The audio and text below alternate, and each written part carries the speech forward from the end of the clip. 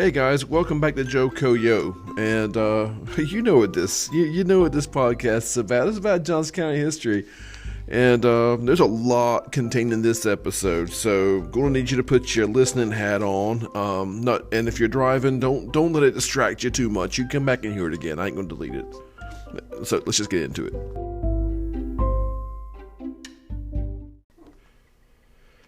So we all know why we celebrate the 4th of July, Independence Day. It was a day that the Declaration of Independence, written by a 33-year-old Thomas Jefferson as part of a committee of 5, he was the youngest one by far. There was also John Adams, Ben Franklin, Roger Sherman, and Robert Livingston. They were all a bit older than he was, but just go ahead and put this to bed. Thomas Jefferson did not write it by himself. It was the 4th of July is supposed to be the day that it was approved by the Continental Congress. This committee of 5, Thomas Jefferson, one of them, was tasked in writing this formal declaration to present to the world on, June 11th, 1776. Now, that's not when it was written, of course, but that's when they got the job to write this thing. Now, the Declaration of Independence is the document that announced our independence and the explanation for it. But it was not the thing that made us independent. So, how about that for a brain boomer? In case you didn't know, this is simply a declaration. It was not a formal resolution to be debated upon and acted upon by the states. And really, in essence, the Declaration is not what made us independent. That honor belongs to the Lee Resolution, which was written by Richard Henry Lee, passed by the Congress, and announcing the birth of a new nation. That happened on July 2nd, 1776. That's the birth date of America. The Declaration was simply a birth announcement. So, there's that. Yeah, that's a fact. Now, Part 1 of Lee's resolution was to create the committee to draft the announcement, the Declaration. Part 2 was to create a committee to establish relations with other countries. John Dickinson was on that committee. Ben Franklin, John Adams, Benjamin Harrison V, and Robert Morris were on that committee. Part 3 of Lee's resolution was to create a committee consisting of one delegate per colony to draw up a constitution so that we could actually govern the thing that we created with Lee's resolution and declared with Jefferson's words. Now, this constitution was to be called the Articles of Confederation and Perpetual Union. It took nearly a year and a half to research, draw it up, debate it, edit it, and for most of it, to do it all over again, scratch it all and try it out. It was ridiculous. It was finally sent to the states for ratification in November 1777, and the 13th state, okayed it in 1781. We were now the United States. Now, part of the reason for this episode is in those two words, United States. These guys were wanting to establish the independent functioning of 13 states united in a confederation or friendship. Now, when I say the independent functioning, they mean independent, not just from Britain, but also from each other. You see, the word state refers to an independently functioning country. Don't believe me? Look it up. Yes, we were originally to be the independent nation of North Carolina, independent from Virginia, South Carolina, and all the rest of them.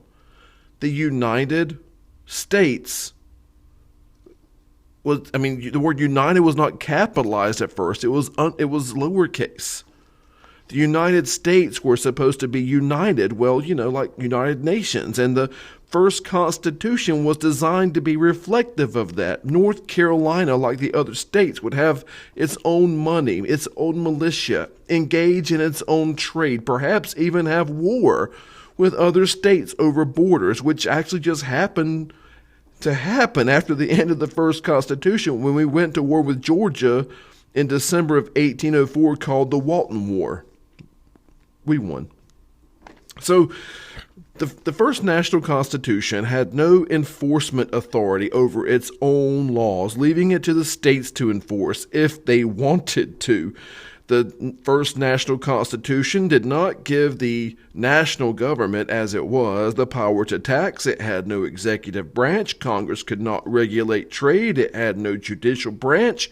And all changes to the articles had to be unanimously ratified, meaning that states as different as Massachusetts and South Carolina had to agree on something, and you know that ain't gonna happen. Now, as you can probably imagine, the first Constitution just was not going to cut it. It's kind of hard being a single nation of United States when the states don't really want to be united unless there's an emergency. North Carolina, as a result, had its own Constitution in 1776. I mean, it still does, but in 1776, when a North Carolinian referred to the Constitution, he or she was probably referring to the North Carolina one. The national Constitution kept needing amendment after amendment after amendment. In 1786, another convention was called to amend the articles again. And when the delegates arrived, and after a little conversation and debate, the delegates decided that the number of changes needed, you may as well just have a totally new constitution. The guys behind Don't Tread on Me and stuff, well, they decided that we needed a stronger central government to occasionally tread on them after all if they wanted this experiment to survive. You can't say everybody leave me alone and still have, a group. So this is how we got our current Constitution. The previous one just is not going to work anymore. Okay, so the original North Carolina Constitution that we're talking about here was worked on, created, debated, and everything in 1776. Indeed, it was Richard Caswell, who was a landholder of Johnston County, that was the Speaker of the Congress that approved it. Now, this Constitution had 3 branches, although the executive was very weak. Still, it was amended a few times, but it remained the Constitution of North Carolina through the 1800s and the American Civil War. It was substantially amended in 1835, but it stood nonetheless. After the American Civil War, it had been determined that by the Reconstruction Acts that for all intents and purposes, that the southern states that had made the Confederacy and, declared independence from the United States, they pretty much decided to cease to exist in their previous forms, and that in order to rejoin the United States, they needed to reapply, which means they needed a whole new constitution. They had to ban slavery, and they had to protect racial equality. You want to get back in? This is what we require of you. You declared treason for all intents and purposes. Ain't gonna be that easy. So, in 1868, and sort of in a haste, North Carolina made a new constitution. It borrowed heavily from the 1776 one. The power of the governor was strengthened some, and in a very notable feature, the legislature's methods of raising revenue were specified. Over subsequent years, amendments were added. Some amendments opened freedoms up. Some amendments took freedoms away in efforts to bypass the 14th and 15th Amendments to the United States Constitution. The 1868 Constitution was patched, sliced, and diced so much. Well, I'll put it this way. In 100 years, by 1968, the North Carolina Constitution had been amended nearly 70 times. The U.S. Constitution, by contrast, had been amended 11 times in the same 100-year window. A lot of change nationally since 1868, and in those 100 years, 12 new states, 4 territories, 4 wars, atomic weapons, 3 assassinated presidents. A lot happened in those 100 years, including 70 amendments to the North Carolina Constitution, as opposed to 11 with the United States. Our North Carolina Constitution had become so convoluted, some provisions had become so antiquated, so obscure, so ambiguous, that it became nearly impossible to actually interpret. Case in point, which I apologize for the pun, you'll see where it is in a second, the word case. In the 1868 Constitution, Article 5, Section 6, it reads, quote, "Property belonging to the state or to municipal corporations shall be exempt from taxation." End quote. The section goes on to clarify what is specifically exempt. You may not tax cemeteries, property used for educational, scientific, literary, charitable, and even religious purposes. They're all free from taxation if owned by the state or a municipal corporation, which means a county or town government. In other words, Johnston County government does not have to pay taxes to the state government for the buildings it owns and operates for the town's purposes. Now, clothes, guns, furniture, household and kitchen specifically, mechanical and agricultural equipment, the contents of a library, scientific instruments, now they can be sold if needed, but to a value not exceeding $300. And so it says that too in Article 5, Section 6. And now in also Article 5, Section 5, it says more about that. And it was Article 5, Sections 5 and 6 that gave people the most ammunition that something substantial needed to change. In 1876, 8 years after the 1868 Constitution, we see the court case of Atlantic North Carolina Railroad versus the Board of Commissioners of Carteret County. Now, in this court case, you see the pun now? Sorry. In this case, the Atlantic and North Carolina Railroad Company was being taxed, and it sought a restraining order to prevent paying them. The company, Atlantic and North Carolina Railroad, argued that the state of North Carolina was actually the majority owner of the railroad, so taxing it would be taxing the state, which is exempt from taxation in Article 5, so there.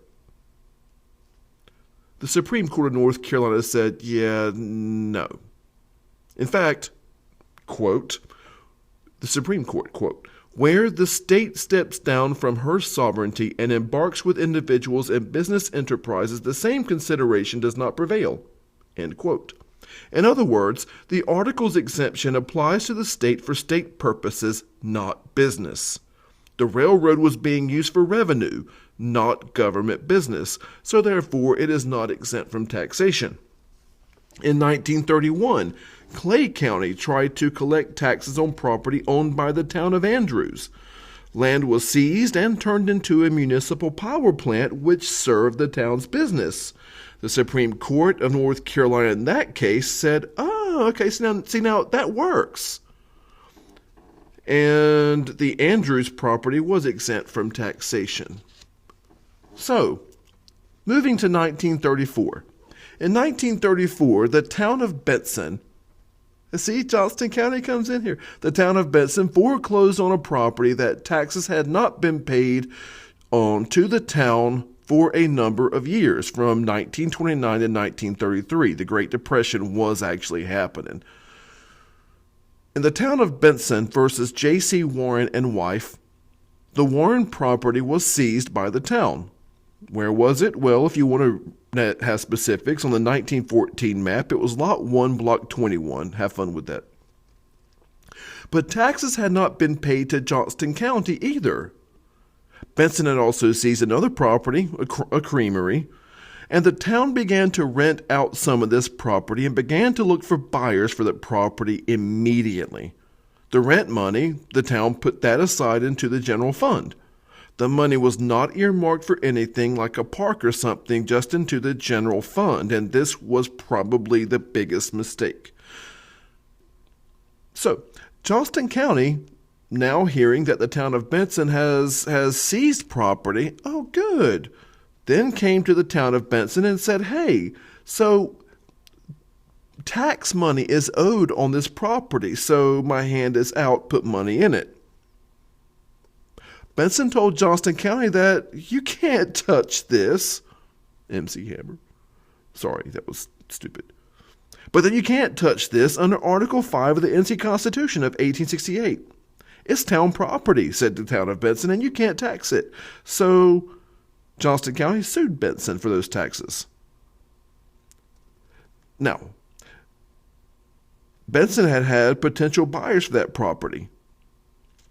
And those potential buyers for that property freaked out a little bit and held back on actually signing the paperwork, taking ownership of the property, despite agreeing to buy it. They didn't want to be stuck with a tax bill.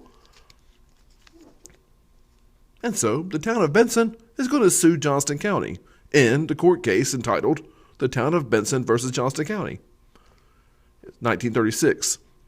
And in this court case, the North Carolina Supreme Court decided that in simply putting the rent money in a general fund, the town was acting like anybody else that does business. If it had clearly marked the funds for a specific municipal purpose, that would have been one thing, like in Andrews versus Clay County. But just putting it in a general fund didn't qualify for any kind of exemption, and therefore, sorry, Benson, you got to pay your taxes. So what's the point? There hasn't been this much talk about trade and taxation since Star Wars' Phantom Menace, and we know how that turned out, which, by the way, sorry, those familiar with the history of Benson sports teams kind of caught the pun there with the word phantom. I mean, I've been waiting for that for 20 years. You know, phantom. Anyway.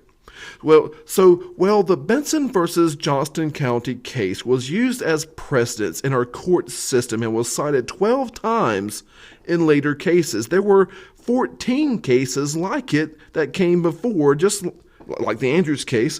The Benson case, the Andrews case, the Atlantic case, among others, were all used and specifically pointed out as problematic with our North Carolina 1868 Constitution, and reasons brought to argue for a need to streamline and clarify this document by Governor Dan K. Moore in 1967.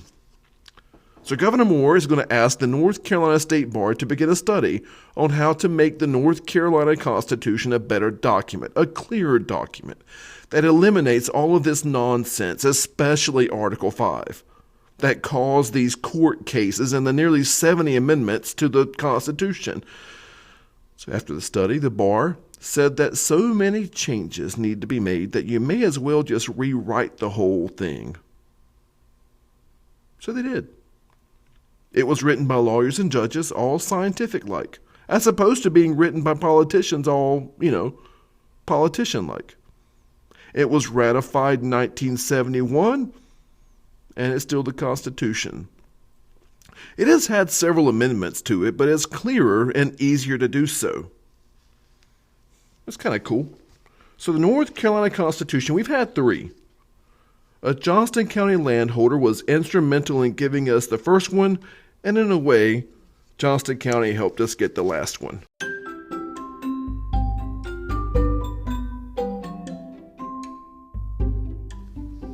And that is that.